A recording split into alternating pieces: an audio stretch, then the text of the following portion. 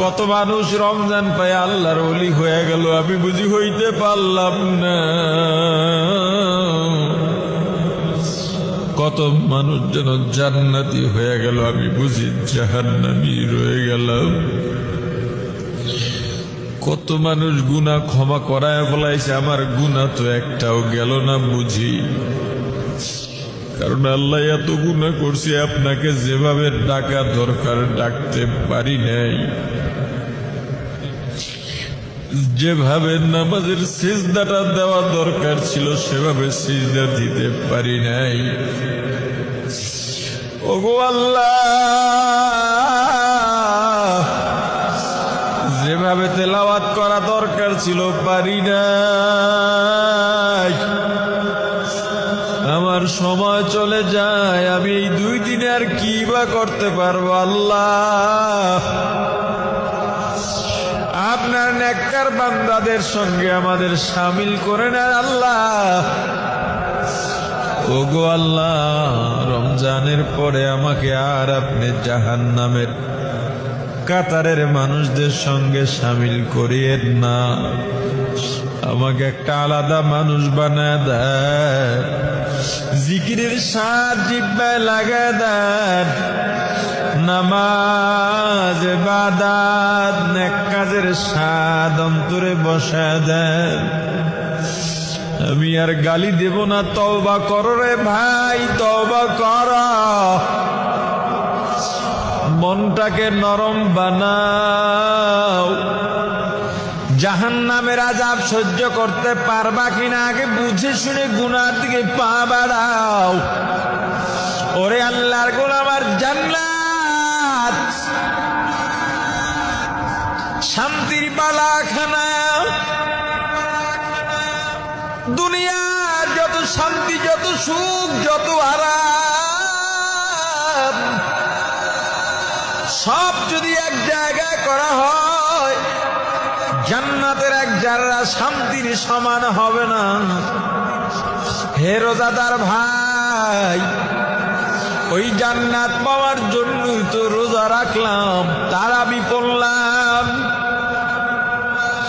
পরকালে মুক্তির জন্যই তো ব্যবসা বাণিজ্য সেরে মসজিদে এসে বসে রইলাম। আল্লাহ বান্দার অন্তর দেখেন, আল্লাহ বান্দার অন্তর দেখেন। ওই পরকালে মুক্তির জন্যই তো কত মানুষ দুনিয়াদার হয়ে দুনিয়ায় মত্ত হয়ে রইল। আমি তো ওই পরকালের মুক্তির জন্যই দুনিয়া চিনি, তবুও দুনিয়ার পিছে ঘুরলাম না। ক্ষমতা বুঝি, ক্ষমতা চিনি, তবুও ক্ষমতার পিছনে না গিয়ে আমরা মসজিদে বসলাম, তাহাজ্জুদ পড়লাম, তেলাওয়াত করলাম, ইতিকাফে বসলাম। এদের জন্য কত জান্নাতের নাজ নিয়ামত অপেক্ষা করতেছে। শোনো, জান্নাত এত মজা, এত মজা, এত মজা জান্নাত। তবে যারা দুনিয়া চায় তারা পরকালে জান্নাত পাবে না। আল্লামা কারি তৈয়ব সাহেব রাহমাতুল্লাহ আলাইহি খুতবাতে হাকিমুল ইসলামের মধ্যে একটা ঘটনা বর্ণনা করেন। দারুল উলুম দেওবন্দের সর্বপ্রথম সদরুল মুদাররিসিন আল্লামা ইয়াকুব নানুতুবি রাহমাতুল্লাহ আলাইহি মাজুব হালের মানুষ ছিলেন। মাজুব পাগল থাকতেন, মাজনুন ও পাগল, মাজুব ও পাগল। তবে 2 পাগল এক না। মাজনুন এমন পাগলকে বলা হয় যেই পাগল শরীয়তের ধার ধারে না, যেই পাগলের দ্বারা মানুষের সম্মান মর্যাদা ঠিক থাকে না, যেই পাগল দুনিয়ার কোনো হুঁশই থাকে না, যেই পাগলের মাঝে গোসল নাই, ঘুম নাই, খাওয়ার স্টেশন নাই, উলঙ্গ হয়ে যেতে পারে। আর মাজুব এমন পাগল, তারও দুনিয়ার হুঁশ নাই, কিন্তু তার দ্বারা শরীয়ত বিরোধী কোনো কাজ হবে না, মানুষের আত্মমর্যাদাহীন কোনো কাজ হবে না। আল্লামা ইয়াকুব নানুতুবি রাহমাতুল্লাহ আলাইহি একদিন এশার নামাজের পর তাহাজ্জুদ নামাজ শেষ করে আল্লাহর দরবারে হাত উঠায়া দোয়া করতেছেন। দোয়া করতে করতে করতে করতে এক সময় কি যেন মনে করে বলে ফেললেন, আল্লাহ আমি 3 লাখ টাকা চাই, আমাকে 3 লাখ টাকার ব্যবস্থা করে দেন। এভাবে দোয়া করতে করতে ঘুমিয়ে গেছেন। ঘুমের মধ্যে দেখেন বিশাল বাগান, এত সুন্দর ফুলের বাগান পৃথিবীতে কল্পনাও করা যায় না। প্রহরীর অভাব নাই, খাদেম খুদ্দামের অভাব নাই। ফলের বাগান, ফুলের বাগান, সুঘ্রাণ, পাখির কিচির মিচির আওয়াজ। ফুলের বাগানের মধ্য দিয়া মহাসড়ক, একটা ধুলাবালিও নাই, এত সুন্দর করে সাজিয়ে রাখা হয়েছে তার জন্যে।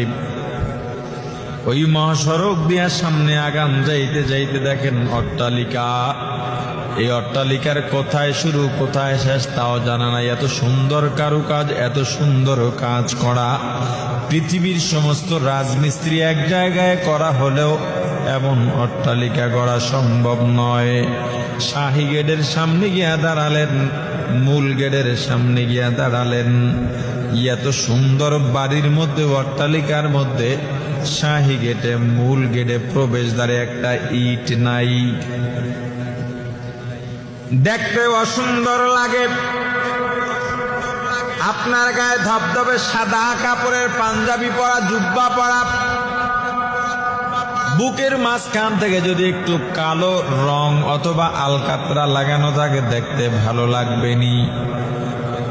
অথবা আপনার গায়ে কুচকুচে কালো একটা জামা পাঞ্জাবি আছে, এই কালো জামার বুকের মাঝখান দিয়ে যদি সাদা রং বা চুন লাগানো থাকে দেখতে ভালো লাগবে নি। এত বড় অট্টালিকা, এত সুন্দর অট্টালিকা দেখলেই পরাণটা জুড়িয়ে যায়। এই অট্টালিকার মূল প্রবেশদ্বারে একটা ইট নাই, দেখতে ভালো লাগে না। প্রহরীকে ডাক দিলেন, হে প্রহরী, এখানের ইটটা কই, ইটটা লাগায় দাও।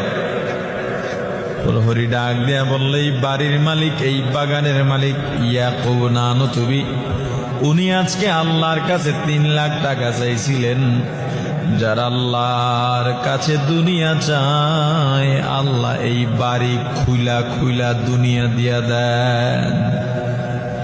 আজকে 3 লাখ চাইছে, পরে আবার চাইলে আরো খুলবে। এভাবে চাইতে থাকলে এক সময় এই ঘর বাড়ি কিছু থাকতো না। এটা একটা শিক্ষার জন্য, বাস্তবতা তো এমন না, স্বপ্ন তো স্বপ্নই, শুধুমাত্র শিক্ষার জন্য বলা।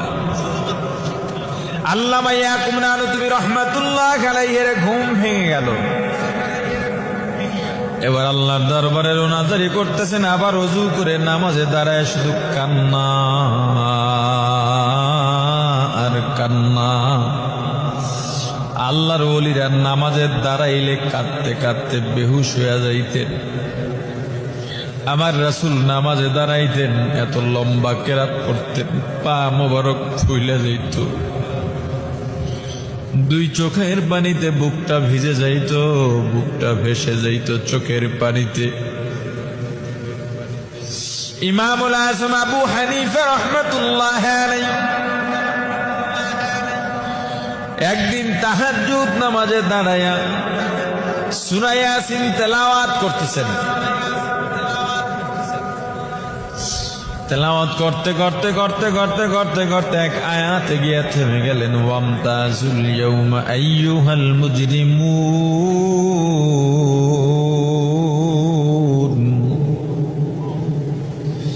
কিয়ামতের ময়দানে আল্লাহ পাপিষ্ঠদেরকে গোসা করে দেখে বলবেন, হে মুজরিমিনের দল, হে পাপিষ্ঠের দল, তোরা আলাদা হয়ে যাও। ইমতাজ, তোরা আলাদা হয়ে যান, একবারের সঙ্গে থাকতে পারবি না। মসজিদে গিয়ে আমার নেককারের সঙ্গে, নামাজির সঙ্গে নামাজি সাজছ, আমি আল্লাহ মসজিদ থেকে বের করে দিই নাই। দোয়াকারীদের সঙ্গে হাত উঠে দোয়া করছো, আমি আল্লাহ বের করে দিই নাই। তোর ভেতরে ছিল মুনাফিকি। হজ করতে